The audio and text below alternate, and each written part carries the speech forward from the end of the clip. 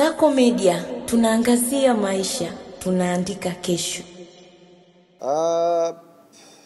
Tuna wachezaji ambao walipata majeraha na kuna wachezaji ambao hawakuonekana kwenye mechi dhidi ya Coastal Union. Kutoka kwenye idara yetu ya madaktari, nianze kwa kutoa ripoti ya wachezaji ambao wako kwenye matibabu sasa hivi. Mchezaji wa kwanza ni Yao Kwasi Atola, ambaye yeye sasa hivi, habari njema kwa mashabiki na wapenzi wa klabu yetu Young Africans, ameshamaliza period yake ya kuwa chini ya medical, kwa maana ya idara ya madaktari. Sasa hivi ameingia kwenye idara ya fitness chini ya kocha wetu wa fitness China. Kwa hiyo hii ni habari nzuri. Mchezaji anapotoka kwenye operation kubwa kama Yao, anakuwa na kipindi cha rehab, alafu anakuwa na kipindi hiko ambacho kinahusisha pia madaktari kumwangalia. Alafu baada ya hapo sasa, kitendo cha kuruhusiwa kutoka kwenye medical kwenda kwenye fitness ni hatua moja kubwa sana ya mchezaji kurudi kwenye pitch. Kwa hiyo habari njema kwa Kwasi Atola Yao, ameshaondoka kwenye idara yetu ya medical, amekwenda sasa kwenye fitness. Chances za kurudi kwa mujibu wa madaktari ni Januari mwishoni au Februari mwanzoni. Januari mwishoni au Februari mwanzoni.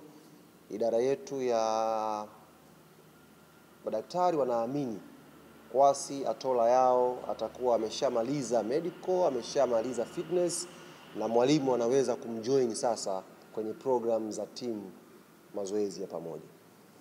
Mchezaji mwingine ni Clement Mzize. Ameshafanyiwa operation yake, taarifa tumeshaitoa. Watu wanataka kujua muendelezo wake sasa hivi ukoje. Mzize sasa hivi yupo chini sasa yupo kwenye hiyo rehab process, na yupo chini ya Dr. Yusuf kwa maana ya physio. Ameanza mazoezi mepesi. Mazoezi mepesi sio ya fitness. Mazoezi mepesi kutokana na jeraha lake, kujaribu kukunjua ule mguu, goti, tuone limekuwa sawa kiasi gani. Kwa hiyo yupo katika kipindi hiko, bado hajafika kwenye kipindi cha fitness. Unaweza kumuona Mzize, umepata picha yuko gym, lakini usiamini kwamba gym kaenda kufanya mazoezi ya fitness. Yupo chini ya idara ya madaktari na Dr. Yusuf kwa maana ya physio wetu ndio anamsimamia kwa sasa hivi.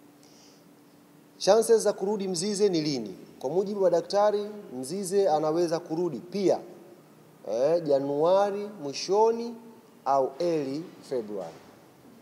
Januari mwishoni au mwanzoni mwa mwezi wa pili, Clement Mzize anaweza kurudi uwanjani. Mchezaji mwingine ambaye nimeona ameandikwa sana hapa siku mbili hizi ni Mudathir, ambaye amekosekana kwenye mechi mbili za mwisho za ligi ambazo Yanga amecheza.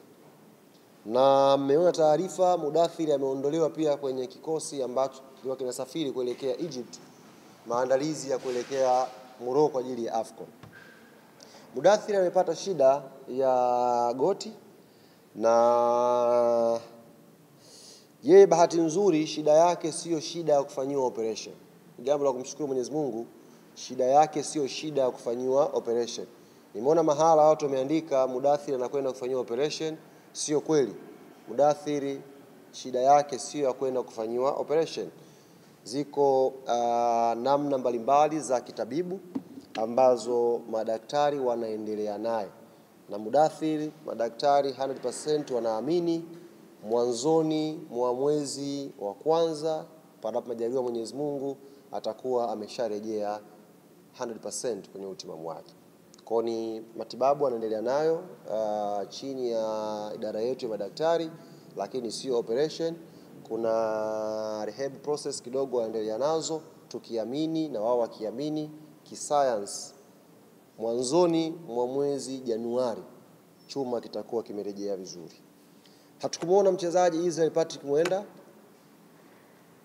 kwenye mchezo dhidi ya Coastal Union. Ni regular starter, anapokosekana kwenye timu lazima kuwe kuna maswali. Mwenda yeye alipata shida ya maradhi kawaida, alipata malaria lakini hivi tunavyozungumza anaendelea vizuri alhamdulillah.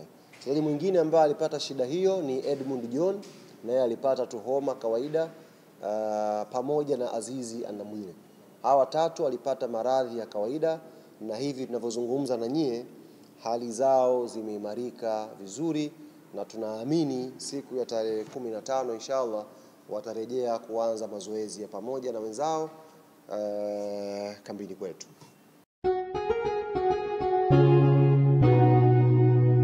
Kasako Media, tunaangazia maisha, tunaandika kesho.